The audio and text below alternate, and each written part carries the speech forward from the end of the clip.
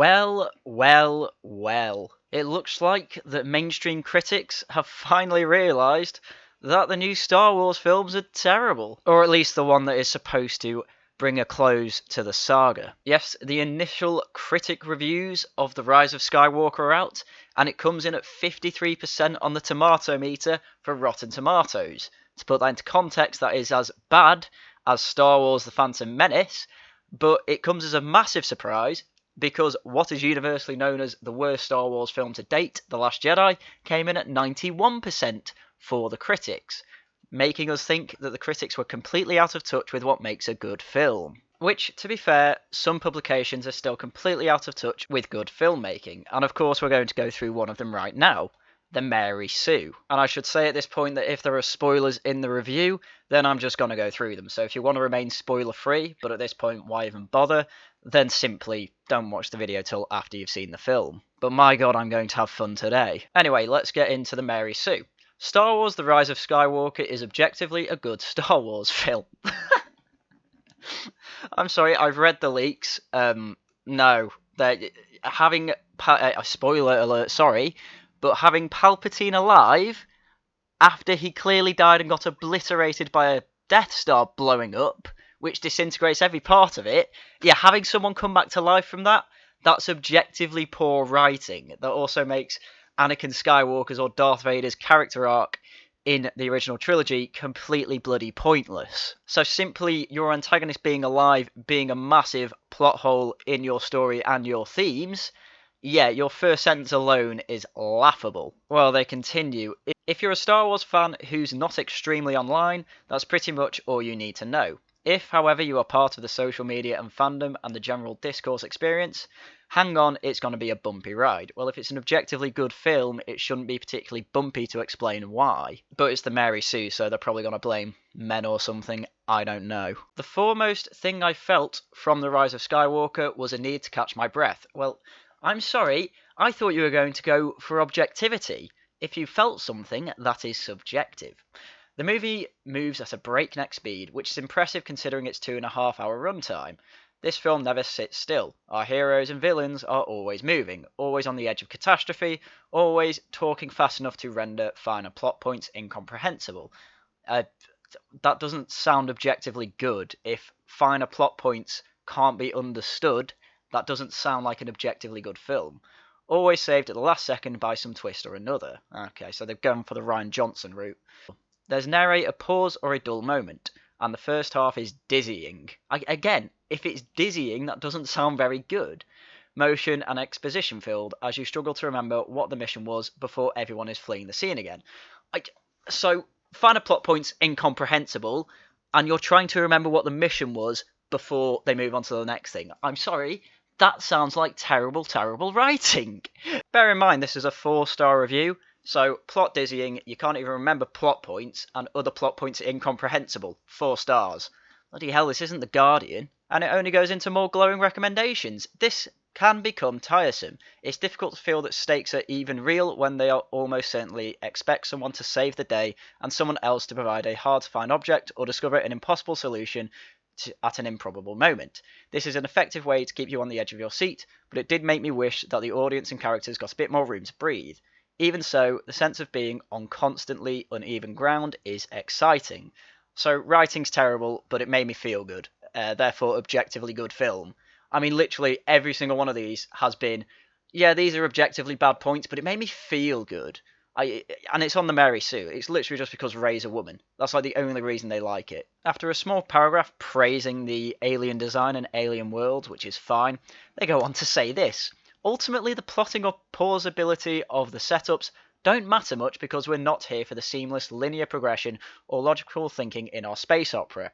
Yep, don't worry, logic in your script, throw it out the window. That's not what Star Wars is for. It's a space wizard film designed for children. We're here for the characters we've long loved and those we've come to know in the new trilogy. Oh my lord. Have we really come to love anyone in the new trilogy? Everyone thinks Finn was a missed opportunity. Everyone thinks Rey is just a Mary Sue. And Poe in the last film was punished for doing the right thing. Honestly, the old characters I've come to hate, and the new characters are just wasted potential. And on character moments, this movie delivers for both good and ill. 4-star review. There's a lot of fan service for long-term and long-invested Star Wars fans. Significant swathes of what happens will be head-scratching to the uninitiated. Fans of the new heroes Rey, Finn and Poe, played by the stalwart Daisy Ridley, the earnest John Boyega, and the charismatic Oscar Isaac, will be thrilled to know the Golden Trio finally spends a lot of time together. They were all split up in The Last Jedi, and they're much stronger as a unit. It's a lovely, tight-knit team, not without its internal frictions. Oh my. It sounds like the plot's got the same problem, to be honest. Oh god, they're going to start talking about Kylo Ren. There's also a lot to do here for Adam Driver's very tall and very broody bad guy, Kylo Ben. The movie is divided more between hero-villain perspectives than we're used to seeing in Star Wars. What do you mean the whole of Star Wars is the divide between heroes and villains? Like, we see both their perspectives. That's how we know the stakes of the film. And of course, there's precious moments to pass with the late Carrie Fisher's General Leia Organa. Fisher's death and the subsequent need to use her previously shot footage of sleight of hand to include Leia no doubt shaped the direction of this story. She's given a rightful and respectful place of honour. Aren't they CGIing some of her scenes though? Because that sounds awful. Honestly, they should have just had her die off screen and have the rest just exposition. We don't need Carrie Fisher in this movie. Honestly, I'm the same with Grand Moff Tarkin. I think Peter Cushing should never, ever have been CGI'd for Rogue One. But here we are. It seems to be the norm now. Just bring dead people back to life. Oh god, here they go on about plot points again. While being as vague as possible about specifics, Rey, Finn, Poe and their droid pals are looking for something important, while Kylo Ben is seeking to stop them. Greater machinations lurk in the shadows, and friends old and new join the fight. I'm not sure what else I can say about what propels everyone forward without spoiling a good deal, so I'm not going to try. Oh, great review. My biggest problem with The Last Jedi were the dragging side plots that didn't seem to add much to the narrative, and a sense that some characters were out of character. Oh my god, are they admitting it's a bad film? My biggest problem with The Force Awakens was that it felt as though someone was going through how to make a Star Wars movie checklist, crossing out each scenario one by one. The Rise of Skywalker feels more assured and inspired, and now the characters have earned enough screen time to make us care about them. To be fair, I think that's because J.J. Abrams really can't make a Star Wars film with how the last one ended. I mean, really, what do you do with that? Apparently do something absolutely mental if you look at the leaks. Oh god, I'm just going to skip to my favourite paragraph here. J.J. Abrams directed both TFA and TROS, so it tracks that those movies feel more alike than Rian Johnson's middle child, TLJ. But it seems as though Abrams has gone out of his way to undo many of Johnson's divisive plot decisions and characterizations. I think repairing the helmet, Kylo Ren's helmet, is like just total symbolism of JJ trying to fix the TLJ storylines. Where Johnson lays stitches, Abrams has ripped them out. What did Johnson stitch? Johnson created a massive gash in the Star Wars story that Abrams is now trying to stitch up. That's why all the symbolism is about repair. The Rise of Skywalker essentially starts with a blank slate, which is sure to thrill Last Jedi haters, except for how much the action hinges on Rey, who is a girl, so there may be some people still taking issue with that. Oh yeah, my issue is that Rey's a girl, not the fact she's a goddamn perfect fucking character with no flaws and has absolutely no challenges. I mean, literally, imagine getting caught by the biggest bad guy in the series, not in the series, but in these films, and then managing to just easily escape when you found out what the Force was 2 hours ago. It's ridiculous. It's just not entertaining. And when you think about it for 2 seconds, you just start to realise how much these films fall apart. I love the idea of a new generation growing up with a woman as their foremost force-wielding hero, and another woman as the Resistance capable and adored leader. Oh my god, see what I mean? She goes through how it's an objectively bad film, and then it's like, yeah, 4 stars because both the main characters are women. If they were both left-handed, would left-handed people all of a sudden rise up and beat down the right-handed patriarchy? The answer is no. And in fact, if they had a film like this, I would be inclined to say that they'd probably feel worse about themselves. Anyway, I think that just sums up the whole of the feminist view on the new Star Wars films. They seem to just admit that the writing's bad, even though they say it's objectively good, but they only say it's objectively good because a woman is the main character. Like, get out of here. That's not what makes a good film. Anyway, we'll move on to another leftist rag known as The Guardian. Star Wars The Rise of Skywalker review. Death is not the end in new trilogy's laborious exit. 3 stars. Like, that's even bad for The Guardian. The Guardian, basically, for every review they do, just gives 4 stars. It's like a massive meme in peak Guardian. Oh, well, let's get into the pretentious shit. As one of the greatest sagas in cinema history reaches its climax, it reached its climax in 1980s when Return of the Jedi came out. It's concerning that Star Wars has lately been generating more drama off-screen than on. There's been the personal changes. Original director Colin Trevorrow left after creative differences, prompting the return of J.J. Abrams. Then there was the fact that this installment's predecessor, Rian Johnson's The Last Jedi, took the story to surprising new places and left a lot of questions unanswered. No, the problem was it didn't leave questions unanswered. The problem is the answers to the questions were nothing. It was just a flat nothing. Rey's parents, nothing. Where she gets her force powers from, nothing. Like, the novelization had to say she downloaded her force powers off Kylo Ren. Like, what the hell is that? How does Kylo feel about anything? Oh, he just wants to destroy everything. Like, oh, great. And then what happened straight after that? Oh, he's Supreme Leader of the First Order. Oh, so much for destroying it. Oh my lord. Some fans were left confused. A nastier contingent railed against its so-called identity politics. It literally was identity politics. We just read the Mary Sue, which said, yeah, the film's good because of the women. Even some of the actors have admitted their doubts about The Last Jedi. John Boyega recently described it as feeling a bit iffy. Add in the fact that this installment has to cap off a 42-year trilogy of trilogies, and that Baby Yoda from spin-off series The Mandalorian has outshone any character in the movies in terms of public affection, and this has more work to do than it ought to. They're just bad films, Guardian. They're all just terrible. Like, why is it so hard for critics to admit that? Given there is no possible way of pleasing all the people even half the time when it comes to Star Wars, the good news is The Rise of Skywalker is the send-off the saga deserves. Well, it sounds like it's total shit, so yeah, I'd agree with that. The bad news is, it is largely the send-off we expected. What? So it is total shit. Of course, there is an epic action to savour and surprises and spoilers to spill.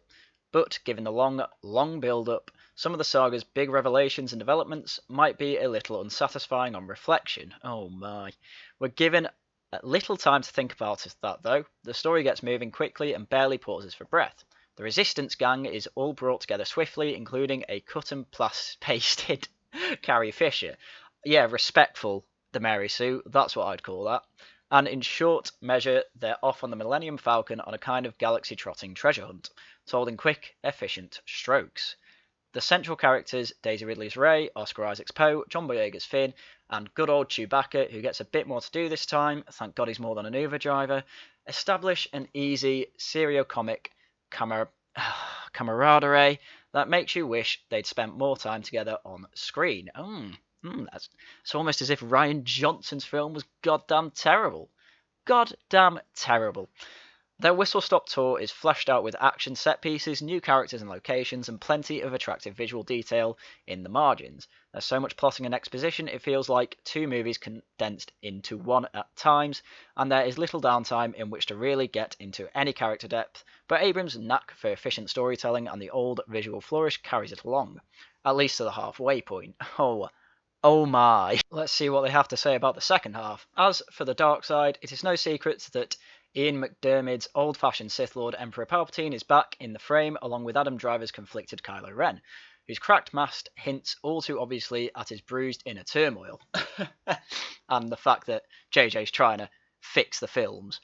But then Rey has her issues too. She is kind to abused droids and injured snake monsters, but there are question marks over her morality too. Bollocks, I just don't believe that. As hinted at, that's not a pun, by the way, that's just the Guardian being shit at writing. As hinted at in the trailers, much discussed inclusion of a dark Rey. According to the leaks, it's a dream. Like, being shown that you can become dark in a dream isn't hinting at poor morality. It's hinting that the writers don't know what the hell to do with Rey. Ren and Rey's mysterious connection has been the most intriguing aspect of the new trilogy. Here it unfolds in a series of teasers and false starts that almost border on wearisome, though there are hints of ambiguity and even eroticism to it too. Oh my god. Raylo's happening, my boys. Ray and Ren are gonna have sex after he kills her father figure, and he just doesn't even care about his mother dying. Yeah, that's what you want. You want to marry a psychopath. Let's just hope they don't turn out to be brother and sister this time. As with the original Star, we know they don't. We know that can't happen because we know that Han and Leia weren't the ones to leave Rey on Jakku. As with the original Star Wars trilogy, there is just enough in this dynamic to muddy up the simplistic good versus evil themes, although this latest trilogy has been as much about hope versus fear, which is where it could possibly strike a contemporary chord. No, what are they talking about? Did they not see Return of the Jedi, where Luke is just going absolutely feral on Darth Vader and he nearly turns to the dark side through the Emperor's manipulation and then overcomes it, right? That is muddying up good versus evil generally. But when it comes to Rey, she doesn't even do anything remotely bad. She is just perfect in every way. And if this film goes off that tangent, I would be surprised, because it doesn't bloody sound like it from these plot synopsises. Anyway, let's read the conclusion. The big questions get answered, but cannot be discussed further for the time being. Let's just say some old Star Wars traditions die hard, as do old Star Wars characters. There are so many returning old faces in this movie, you start to wonder if anyone actually dies and stays dead in this far away galaxy. Yeah, honestly, I wish some of them bloody would. But if you're going to do a send-off this huge, there is a lot of goodbyes to say and a lot of loose ends to tie up. It was all tied up in Return of the Jedi. It was the perfect ending. Apart from the Ewoks, but whatever, I can live with that. The fact that The Rise of Skywalker manages most of them and within a vaguely coherent story is something of an achievement in itself. Vaguely coherent story. They only just have to add in about 20 MacGuffins and apparently have to go at a breakneck speed, but vaguely coherent. This vast hulking Star Destroyer of a franchise has become too cumbersome to pull off any genuinely nimble manoeuvres, but at the same time, it never falls out of the sky. Partly that's a simple matter of momentum, but it is also a question of faith. Over its long history, Star Wars has acquired a mythic grandeur few movie franchises can ever hope to match. Yet unfortunately, Rian Johnson destroyed that, and the fact that J.J. Abrams has apparently written a vaguely coherent story is would be an achievement, I agree. But from what I've read in the leaks, no. Anyway, I think we should move on to a review that actually bloody slates the film, because it sounds like it deserves it. Star Wars The Rise of Skywalker review. It's unworthy of the word cinema. This isn't a proper film, just a nondescript, boring component in the Star Wars machine. Oh my. I mean, even from the start, this is a bloody spicy review. Time to face the truth about your sister's awful husband. You know you've been defending him only because your even more ghastly parents can't stand the air he breathes. Lunatics in MAGA hats took endless digs at The Last Jedi. Okay, whatever. The previous film in the Star Wars cycle for supposedly bowing down to the woke ascendancy. There were women in it, Luke wasn't significantly badass, those sorts of things only a total cad would, thus decline the opportunity to offer some support.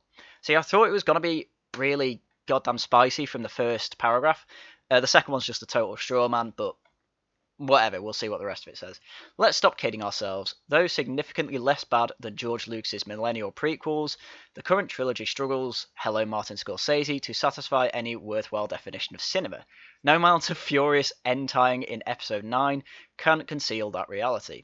The film is merely a component part of a larger machine, the trilogy, that plugs into an even larger mechanism, the Star Wars universe. It has no more use or appeal when examined in isolation than would a spark plug or a distributor cap. Yeah, he's basically saying it's useless. Or at least useless when looked at as a film in and of itself, but as part of the Star Wars universe, apparently it's a small thing that works. At least going off of that analogy. And also I would say I disagree that TLJ is less bad than George Lucas's prequels. At least George Lucas's prequels had a coherent story. It just had terrible dialogue. Oh well, let's see why he gave this one a 2-star. To be fair, The Last Jedi left J.J. Abrams with so many dangling ends that the succeeding film is always going to seem like a patch-up job. Good luck remembering the state of relations between plucky Rey through Poe and sensitive Finn. We begin with a furious collection of narrative bits that struggle to form a cohesive pattern. It's as if Abrams opened the door on a room full of squabbling chickens and rather than making any effort to calm them down, closed it again and let them sort them out for themselves. Sounds like a bloody mess. But as the Mary Sue said, objectively good film, 4 stars. After a great deal of speed but very little pace, The Rise of Skywalker eventually settles down into a boring quest for magical tetrahedron that does something or other. Rey and her team make for a colourful planet that seems modelled on the Burning Man festival, and then another that, seasonally enough, looks to be a leaning towards A Christmas Carol. The tetrahedron that does something is, we hardly need to say, of no more significance than any bag of diamonds in a Hitchcock film. Rise of Skywalker is here to answer questions that have been hanging around since The Force Awakens debuted in 2015. Who are Rey's parents? Well, we already know they're nobodies. Who will end up running the universe? Hopefully the good guys. Who will marry whom? Did anyone care in The Force Awakens if, Rey or Finn got together, Rey or Kylo got together, Finn or Poe got together? Nobody cared. Some reach conclusions, some do not. The most significant answers are blurted out mid-film with little effort made to prepare or to dramatise. It's as if some passerby yelled, "Rosebud? Oh yeah, it was a sledge," halfway through Citizen Kane. Gee, this is getting an absolute rinsing. Oh my god, this one just isn't spoiler-free at all. I love it. Jeopardy is dispelled by the awareness that nobody is ever really dead in this universe. As we saw in the trailer, no one's ever really gone. Ian McDiarmid is back as the Emperor, Mark Hamill as Luke, Carrie Fisher, actually dead in real life, is back to mutter self-help aphorisms blankly as General Leia Organa. Some of the returning deadies are ghosts, but not all. Look, he's alive. Look, she's above ground again. By the close, one half expects to see Bambi's mother return. This wouldn't be happening if the writers allowed themselves to escape from the pressure of fan service and tell a simple story worth hearing. Telling a simple story worth hearing would be more than fan service than bringing back Carrie Fisher as a CGI ghost. The brief nods are, to be fair, fun for Star Wars veterans. Really? It doesn't sound like it. Blink and you'll miss a British actor who had a smallish role in the opening trilogy. Oh no. Oh no. Don't tell me old Obi-Wan's back, please. There is, towards the close, a satisfactory salute from controversial plush characters. Domestic fans of Star Wars Island, formerly Skellig Michael, will not be disappointed. Oh, don't tell me there are bloody porgs. The endless attempts to address political and familial quests become, however, so exhausting that it proves hard to care which Skywalker will rise. It's not clear how funny Domhnall Gleeson and Richard E. Grant, apparatchiks of Empire, are supposed to be, but Domhnall does, at least, deliver the best line in the movie with some gusto. Oh, why did they make him a funny man? Poe and Finn only get nano smidgens of character development. At least one likeable character from the previous film is tidied away into insulting subservience. Oh, it's going to be terrible.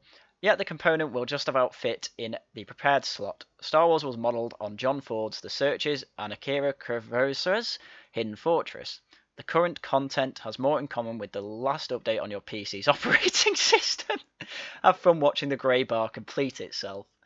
Oh my god. It just sounds awful. Even the ones that say, yeah, it's not that bad, or even, yeah, it's good, were saying, yeah, like, the plot points are terrible. Like, this is why I'm going to get wasted when I watch this film. I just have to treat it as a comedy. This film is going to be Star Wars version of The Room. It's going to be a clunky mess, but that type of thing you go to a London cinema for, to throw plastic spoons at the screen whenever you see something retarded happening, like seeing spoons in the middle of frames. I mean, honestly, my hopes are very, very low for this film, but I really do just want to see it just to enjoy the mess that will be shown to me. I'm going to need lots of beer, ladies and gentlemen. Anyway, that's something to look forward to for Friday for me. And I hope the rest of you will enjoy the catastrophe as much as I will. But that's all I had for you today. Apparently, even the reviews that say it's good say it's terrible. Wonderful. I'm so glad that my favourite franchise has gone so far down the drain that a mediocre game like Fallen Order seems like one of the best games in the world to me. Lovely. Well, thank you very much for watching, ladies and gentlemen, and until next time, as usual, goodbye.